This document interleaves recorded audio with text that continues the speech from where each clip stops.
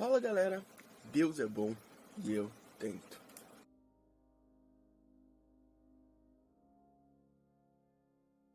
Beleza pessoal, hoje aqui vim trazer a segunda parte do como você evangelizar seu amigo ou uma pessoa, tanto faz, né?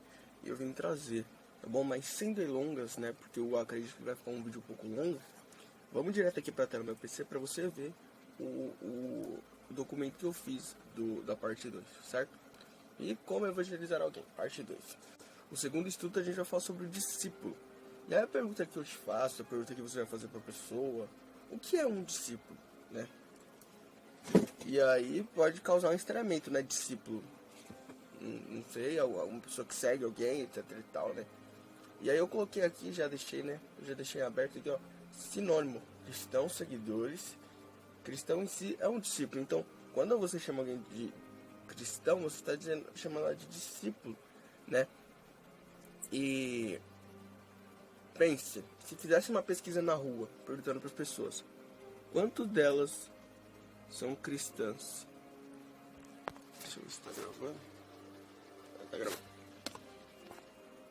Quantas delas são cristãs e quantas são discípulos? Você acha que... Quantas respondeu? Acho que cristãs lá umas 90%, né? E aí discípulo, umas 10%, né? Por não entender a ligação, né, da palavra, do significado que essa palavra tem.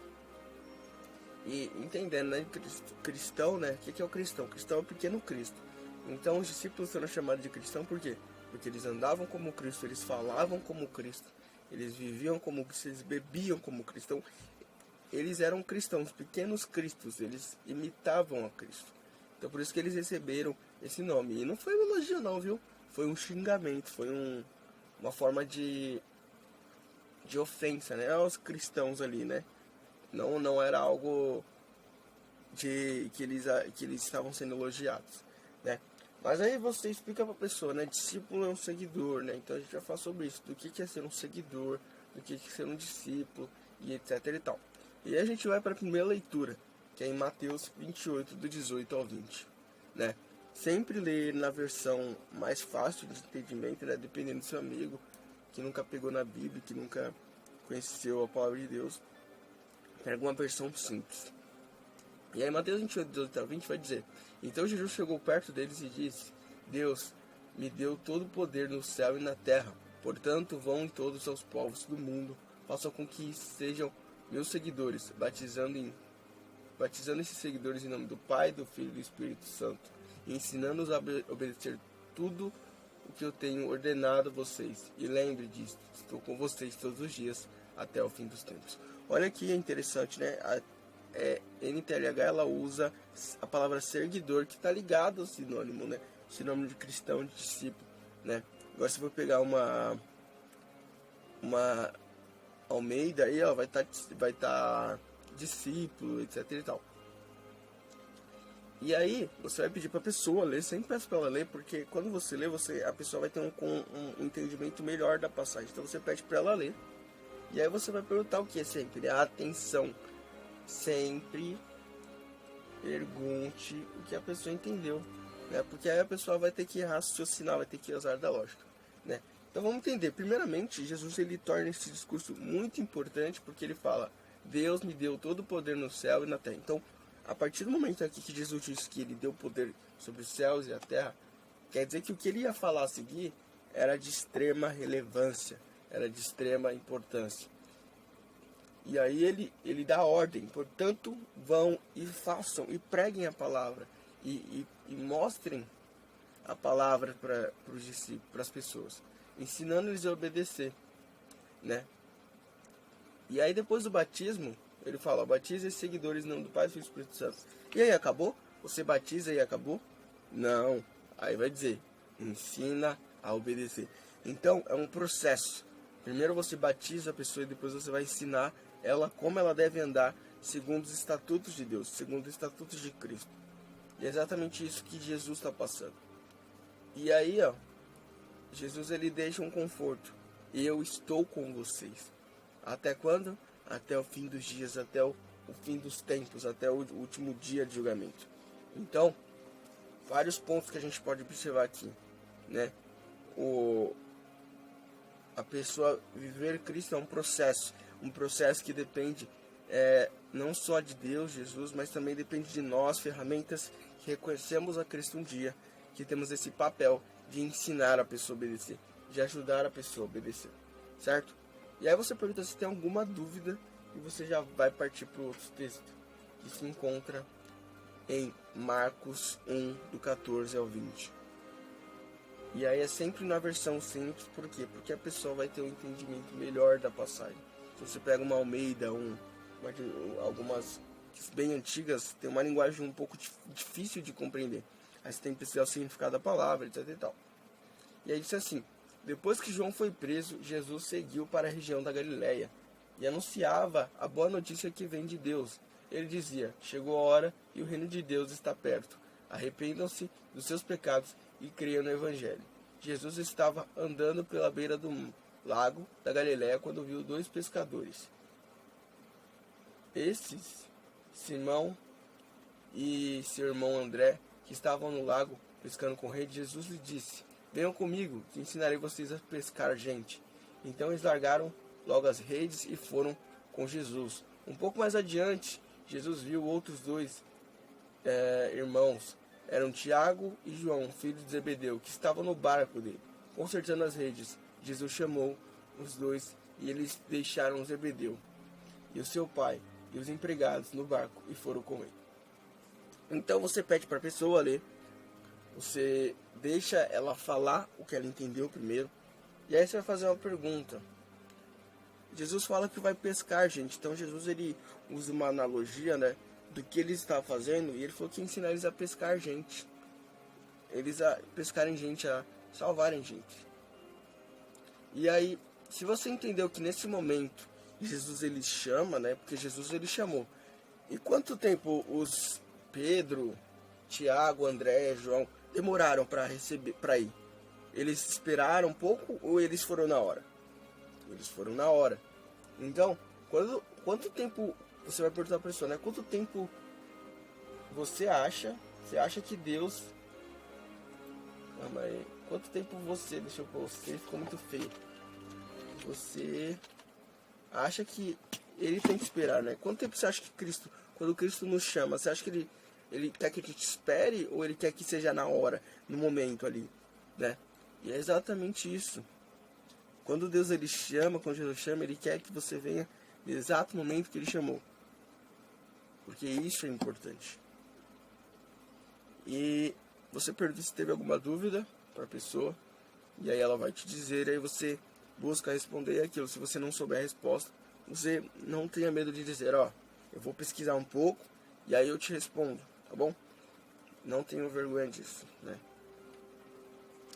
E aí, partindo para a próxima passagem, se a pessoa não tiver dúvida, Lucas 9, 23 ao 26, que vai dizer o seguinte: depois disso, disse a todos: se alguém quer ser meu seguidor, que esqueça os seus próprios interesses, esteja pronto para cada dia para morrer, como eu vou morrer, e me acompanhe. Pois quem põe os seus próprios interesses em primeiro lugar nunca terá a vida verdadeira. Mas quem esquece a si mesmo por minha causa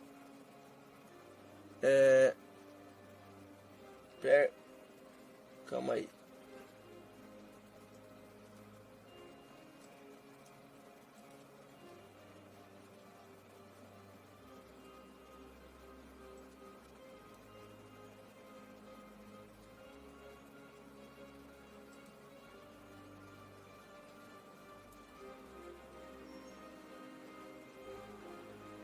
Por minha causa terá a vida verdadeira.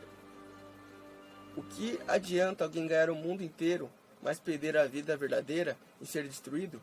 Pois se alguém tiver vergonha de mim e do meu ensinamento, então o Filho do Homem também terá vergonha dessa pessoa, quando ele vier na sua glória e na glória do Pai e dos santos anjos.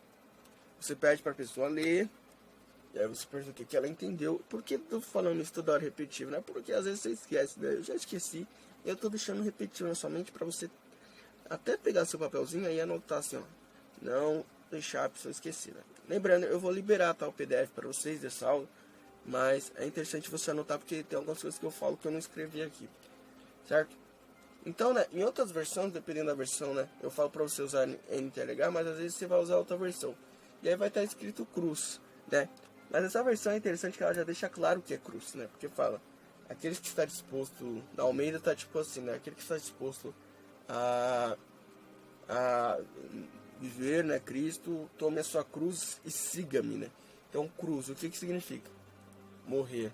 Né? Naquela época, cruz era uma das penitências mais pesadas, era só para as piores pessoas, né? Pessoas cruéis. E imagina, né, para aquela época eles ouvirem que eles teriam que morrer pela pior penitência que era para as pessoas mais cruéis. Né? É um choque, né? Era um choque na época, né? É como se ele chegasse, ó, vocês têm que querer pena de morte. Vocês têm que estar dispostos a ter uma pena de morte, né? Aí você fala, não, mas isso é para as pessoas mais cruéis? Não para mim, né? E é exatamente isso. Tem que estar disposto a morrer. Aí você pode se ter alguma dúvida, né? Você vê que está sendo bem simples, algumas passagens são bem simples, né? Mas aqui tá a ponto, né? A pessoa tem que esquecer seus próprios interesses, etc e tal. E aí vai criando uma conversa, né? Eu tô passando rápido aqui, mas quando você estiver estudando com a pessoa, você vai haver até um debate. Vocês vão parar mais tempo em uma passagem só. Certo? Para a próxima passagem, Lucas 14, do 25 ao 33, né? Que vai dizer o seguinte: certa vez uma grande multidão estava acompanhando Jesus, e ele virou-se para eles e disse: quem quiser me acompanhar não pode ser meu seguidor se não me amar mais do que ama o seu pai, a sua mãe, a sua esposa, os seus filhos, os seus irmãos, as suas irmãs, até a si mesmo. Você não pode ser meu seguidor quem não estiver pronto para morrer, como eu vou morrer, e me acompanhar. Se um de vocês quer construir uma torre, primeiro senta e calcula quanto vai custar, para ver se o dinheiro dá. Se não fizer isso, ele consegue colocar o alicerce, mas não pode terminar a construção. Aí todos os que virem o que aconteceu vão caçoar dele, dizendo: este homem começou a construir, mas não pôde terminar. Se um rei que tem 10.000 soldados vai partir para um combate, outro vem com ele com 20.000, ele senta primeiro e vê se está bastante forte para enfrentar o enfrentar o outro. Se não te fizer isso, acabará precisando mandar mensageiro a outro rei, enquanto este ainda estiver longe, para combinar condições de paz. Jesus terminou, dizendo: assim nenhum de vocês pode ser meu discípulo se não deixar tudo o que tem. Então olha que interessante, né? Jesus ele ilustra bem que é ser um seguidor de Cristo, certo? Então você vai pedir para a pessoa ler, vai perguntar o que ela entendeu e pipi, popopó. E aí, primeiro ponto: não podemos amar mais aos outros do que a Deus. Não podemos amar mais as outras pessoas do que a Jesus. Nós não somos discípulos de Jesus se a gente não ama Ele mais do que as outras pessoas, do que as pessoas que estão ao nosso redor, né? E outra, se você realmente não está disposto a isso, você tem que fazer igual esse cara da torre. Você tem que calcular para ver se realmente você vai encarar isso. Só que você tem que entender que você não ter essa decisão de encarar isso, você já aceitou a sua condenação eterna, né? Então, e outra, né? Se você... O negócio do rei, será que você vai conseguir mesmo enfrentar o poder de Deus, né? Então você tem que calcular isso também, se você realmente vai conseguir ir além do poder de Deus para fazer o que você quer. E muitas vezes a resposta é: você não vai conseguir, porque Deus é Deus, e o exército dele é muito maior do que os exércitos das trevas. Então é basicamente isso aqui. E aí se a pessoa tem alguma dúvida, etc e tal. E aí esse aqui, ó, Lucas 11, do 1 a 14, é caso a pessoa, para você ensinar a pessoa a orar, etc e tal, caso ela não saiba orar, né, caso ela queira ter um momento de oração. E aí você vai ensinar essa pessoa a orar lendo esse versículo. Certo? Aí depois disso você vai pro próximo versículo, que é em João 13, de 34 a 35, que é o último versículo. E depois a gente vai dar um exemplozinho aqui muito top. Que diz assim: eu lhes dou um novo mandamento, amem uns aos outros assim como eu os amei. Amem também uns aos outros. Se tiver amor uns pelos outros, todos saberão que vocês são meus discípulos. Né? Então olha que interessante, a NTLH, eu gosto dessa tradução, porque a NTLH, em uma parte ela usa discípulo, e a outra ela usou seguidor, e essa aqui ela usou discípulo, né? Então, se nós amamos alguém da mesma forma que Cristo amou, estamos sendo discípulos do quê? Imitadores de Cristo. E cristãos. Olha que interessante. Então, tá tudo ligado, né? E aí, você vai perguntar se a pessoa teve alguma dúvida. Lembrando, você pede para ela ler, para ela dizer o que ela entendeu, e etc e tal. E agora a gente vai para um exemplo. Um exemplo muito legal. Que quebra a mente, você fica tipo... né? Vamos aqui, ó. Nós temos aqui o... Acho que não quer ir, não. Nós temos aqui o pastor Joãozinho. Ele falou, vou abrir... Vou fazer uma igreja, né? Vou fazer igreja.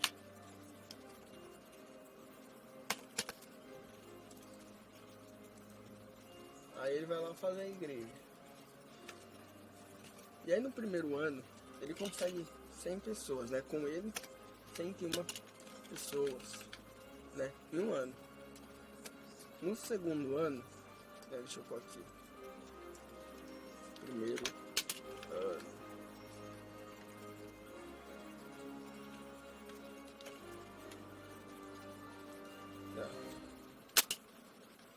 Ele consegue pessoas, 101 pessoas. No segundo ano ele consegue mais 100 pessoas, então são 201 pessoas, né? E no terceiro ano, deixa eu escrever terceiro ano. No terceiro ano,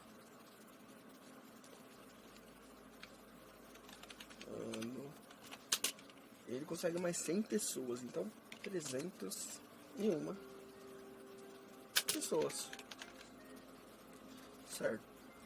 Então,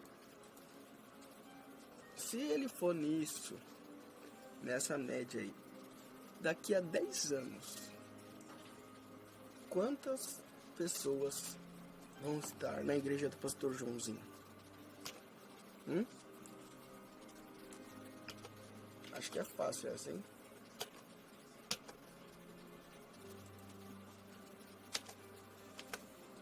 E travou.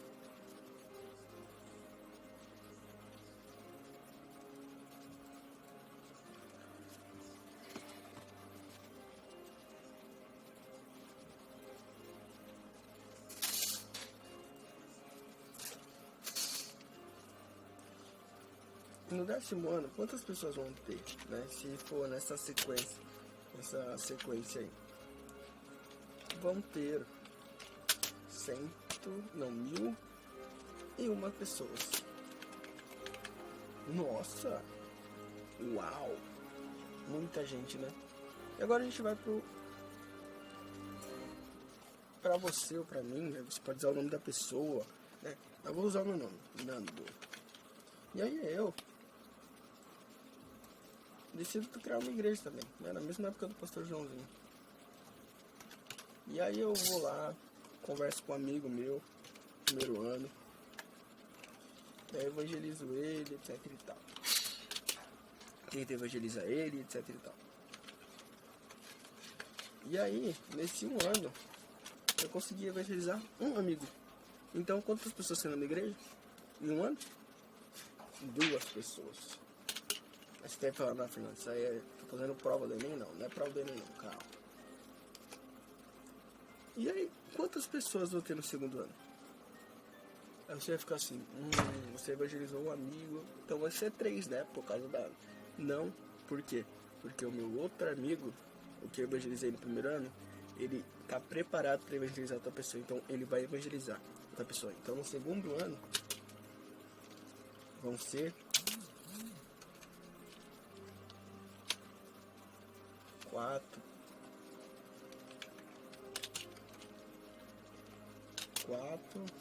pessoas. E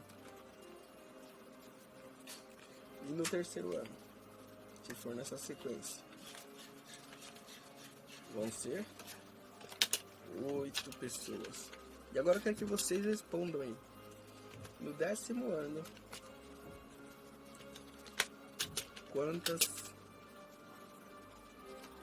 pessoas vão ter? Vou deixar aqui, ó. Vocês vão responder aí no comentário, tá bom?